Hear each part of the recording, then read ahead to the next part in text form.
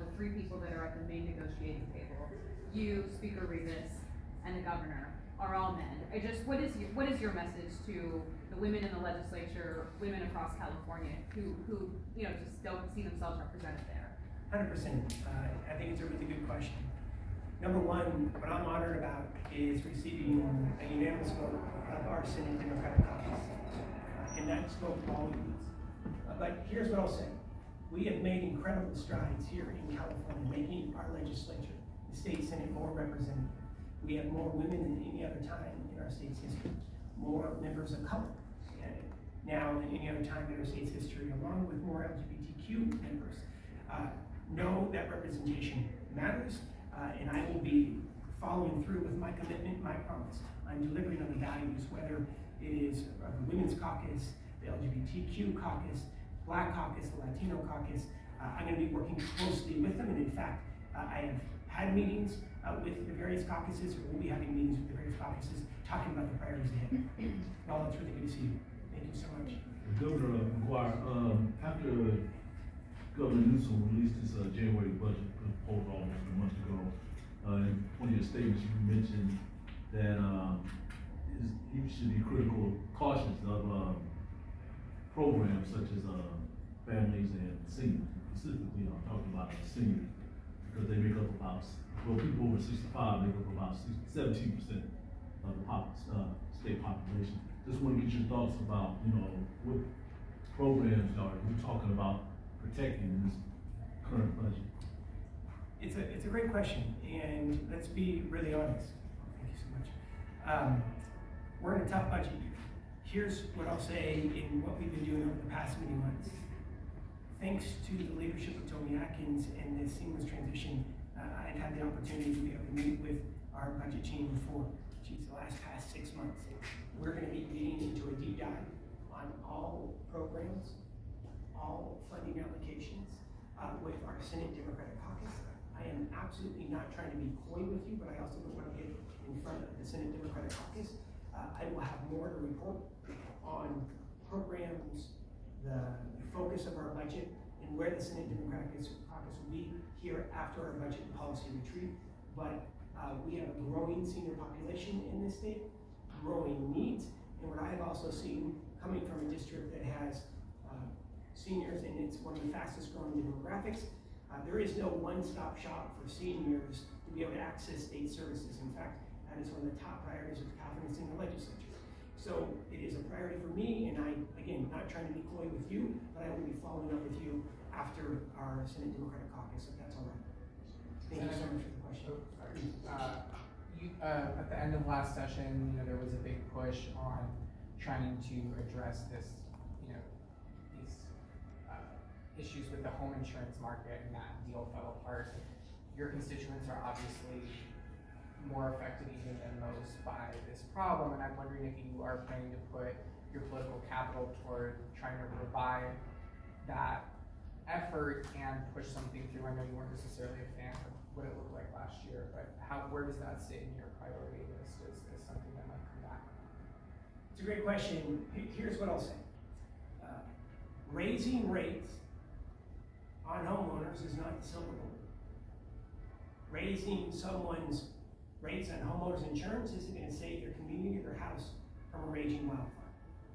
I think that there is more work to do, focusing on individual home hardening, community hardening. I believe that every Californian should be able to log on to their phone and understand what their wildfire risk score is. If an individual is non-renewed, I believe that that individual insurance carrier should provide that homeowner the ability to get renewed and what that roadmap would look like. I've had several meetings on this issue. There will be more to come. Again, I am not trying to be coy with you, but I'm being super upfront.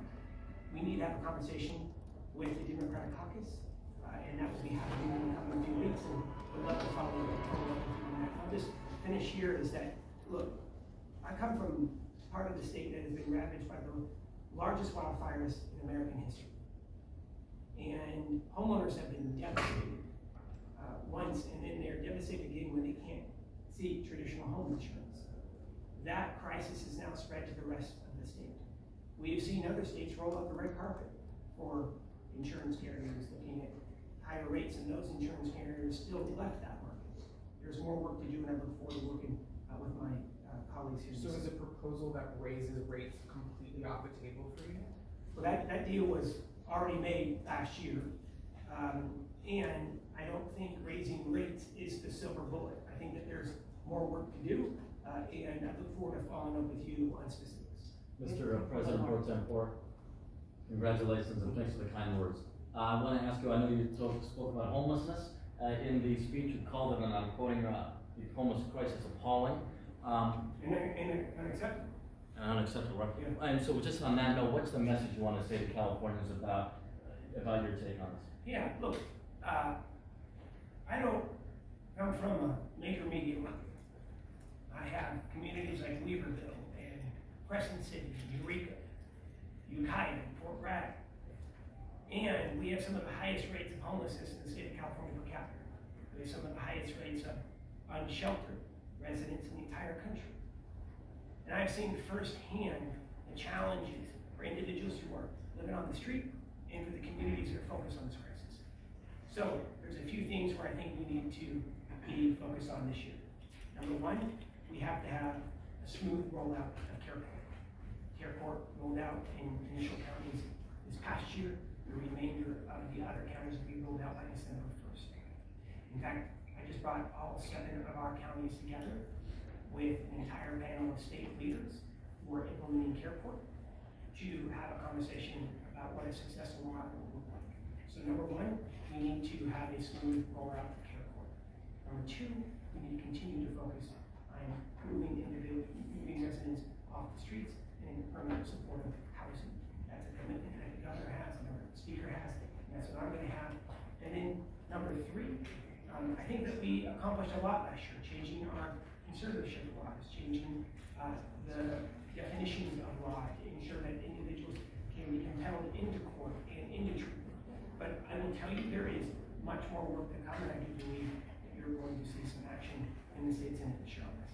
Senator, can you talk about your approach to criminal justice legislation? I know in your speech you mentioned retail theft. Do you feel like Prop 47 needs to be changed? There's obviously several bills around that this year. And I know that you are going to want to put a pig in your eye about when I say this, and I don't mean to be coy. What I need to do is I need to get into the same room with the members that I'm honored to work with each and every day. And those are the members of the Senate Democratic Caucus. We need to have a conversation about the issue of retail theft. What I will tell you is this: it is a top priority for Californians, along with the fentanyl crisis, and I do believe that you're going to see a package on retail theft and on the fentanyl crisis advance in the legislature. I think we have time for one more, for just about that right now. 2x4, I'm just going to go right over here. Yeah. Mr. Pedro, I know you've talked about a number Just call me Mike, by the way. I know you've talked about a number of different policy areas. I'm wondering, is any one particular policy area, what would you say is your #1 priority as you go into this job? What is the issue that is top of mind for you as you enter this new role? And you're going to hate this answer. Can you give a top 3? There we go. Look, I think that California is too big to have just one priority. I will tell you a few that are top of mind. Number one, solving the homelessness crisis that impact big communities and small in every corner of the state. Two, we need to focus on the issue of housing and making sure that young folks and working families are able to call the communities that they love home for decades to come. Three, we do need to focus on the issue of insurance. It's impacting communities large and small in Southern and Northern California. 4, we need to continue our commitment on this climate crisis. 5, I am a big believer in public education. It is the ultimate equalizer in our society. We've gone from dead last in the nation back in 2015, spending a little less than $9,000 per year, to this year we are now fighting in the top 20. We can't lose that commitment and the progress that we made. So there's going to be much more to come. I'm really excited to be working with each and every one of you. I want to say thank you for your willingness to come together today. And I know that we may not always agree, and you'll get frustrated at times with my answers, but but what you will always have, and I know some people will call me on it if I don't, is that you will always have open, honest, and work. And I am so incredibly grateful that you all came together, and I hope that you can